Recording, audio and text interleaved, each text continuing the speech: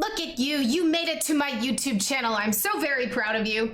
Most of the content you see on my YouTube are highlights from my Twitch stream. However, here on YouTube, it is not a Twitch stream, and I do not want the people who view content here to feel left out. So I'm gonna start doing intros for a lot of my videos to let you guys know a little bit of what happens in them. So today's video is a segment from a Just Chatting stream we did recently, where I had a viewer ask several different things. These questions sort of sparked discussions about women preferring guys that are taller than them and what some of the psychological reasons are behind that, a look into how the entertainment industry might be influencing our preferences, and then a talk about sort of the self-struggle that a lot of women have to deal with when it comes to being high maintenance.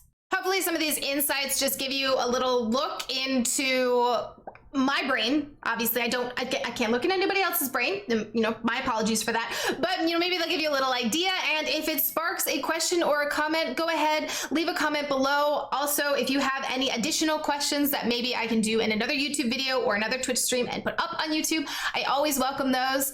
We have another video that will be coming out about algorithms. So like every single other YouTuber, I'm going to say that if you like the comment, make sure to drop that like, subscribe, and most importantly, hit that bell to be notified when new videos drop. Otherwise, please enjoy a journey through my brain. Why is it called hairdresser? Do they style the outfit too, or dressing the hair? I don't know. I'm gonna use stylist, my stylist. Stylist makes me feel super prissy and high maintenance. And I really hate the concept of being high maintenance. This is another thing though. This is a great example of like built-in sexism in development. We are presented again and again through media and things we consume that girlfriends who need things. So if it takes you a long time to get ready, there are endless sitcom jokes about how, you know, the girlfriend takes an hour to get ready, can't decide on an outfit, changes shoes 12 times before they can leave the house, goes to the stylist every 2 weeks. High maintenance is constantly presented as this huge negative. Being emotionally needy, it's constantly presented as this huge negative. Relying on your partner is constantly presented as this huge negative. And I grew up with all male friends, older brothers, and a very low maintenance mother. So all these things are presented to me as a young girl and growing up. And I said, I will never be that girl. I will never make my boyfriend do things. I will never be imposing. I will never be demanding. I will never be needy. And I've hated myself. In every single relationship I've ever been in, anytime that I have been emotional, that I've been hurt by something they've done or said, that I have been scared by a movie or by a guy that slowed down a car when he drove by to catcall me or anything like that, I kept it to myself. Because I've been like, I will not be that girl. I will not be that girl. I will not be that stereotype. And it's incredibly mentally damaging.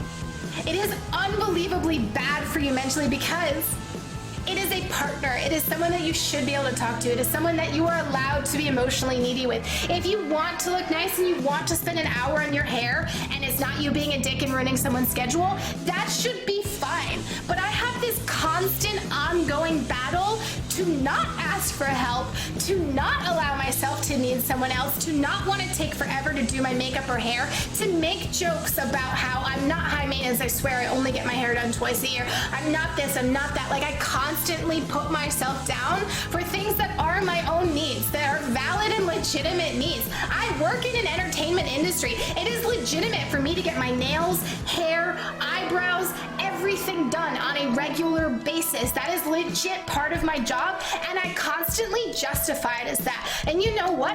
I love it. I love it when my hair looks nice. I hate that I haven't gotten my eyebrows done in forever. I do them myself now. It's not nearly as good. It's a pain in the ass and it hurts way more. I miss those things, and those things make me happy, and I enjoy looking nice and dressing up, and I hate that I constantly apologize for it.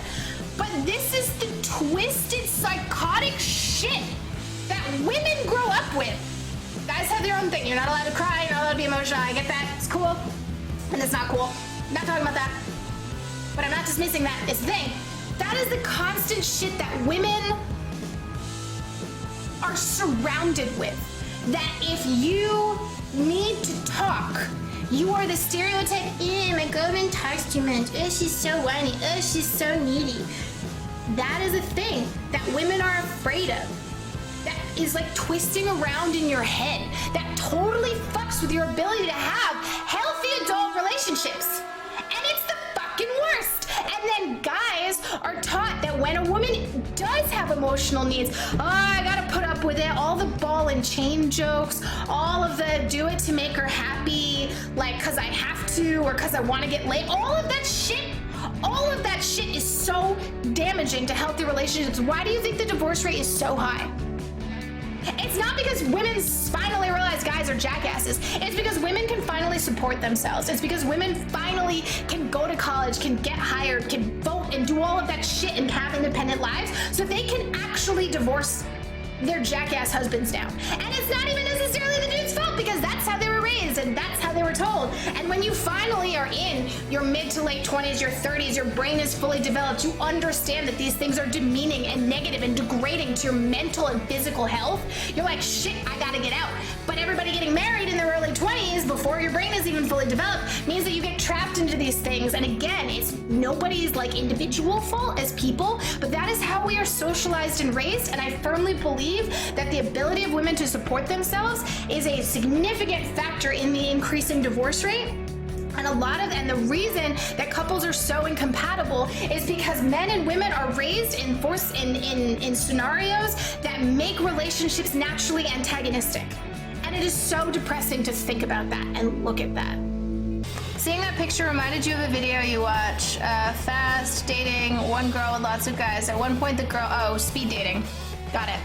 At one point, the girl started to talk about height, like you want your partner to be taller than her, and then wow, surprise, a lot of guys left. Thoughts.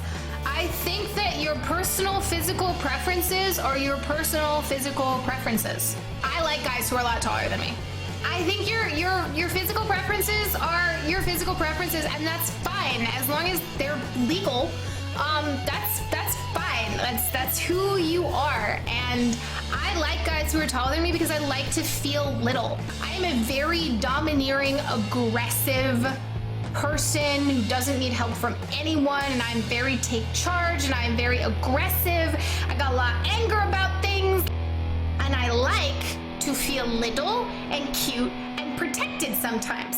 I know where that comes from. Psychologically, I'm aware of it. If a guy thinks that that is a horrible, awful thing and they get pissed off because they are 5'8" and not tall enough for me, then get pissed off and walk away. Like, I can explain to you exactly why I have those preferences and I can't help you with them. But if you are absolutely amazingly interesting to talk to and whatever, then those preferences go out the window. But that is like up to everybody individually, and guys who get pissed off about that, like, I'm sorry. There's a lot of guys who aren't gonna date a woman who's fat. And like, I don't think a lot of women who get pissed off about that, like, I think that's a much more socially acceptable thing. You know, it's acceptable to get pissed off if a woman won't date you because you're short, but it's not acceptable to get pissed off because guys don't like you because maybe you're overweight.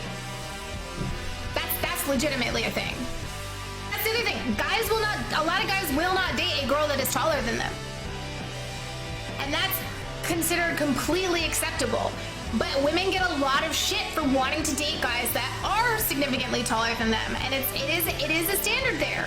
I have to think about the fact that media, television, entertainment, articles, like everything that you consume about pop culture that you are raised and indoctrinated on was most likely created by men. So there is a narrative, and I know this sounds like really men-hating and black and white, and it's not, but think about it in context for the sake of the example. What we grew up consuming as normal is most likely from a masculine perception in which short guys are pissed off that women don't want to date them, but totally think it's fine to make fun of someone for being overweight and not see an issue with that, and don't see an issue with wanting to date girls that are shorter than them and would never date someone who's taller. So the jokes that you see written into TV shows about that present things very one-sided. That is an important contextual thing to keep in mind. That seems like special snowflake whining, but it is true, and it affects all of our perceptions, including mine. Like, it affects my perceptions. Like, me as a 14-year-old, not aware of these things, very different perception of how relationships and viewing opposite sexes and your own sex and whatever was determined.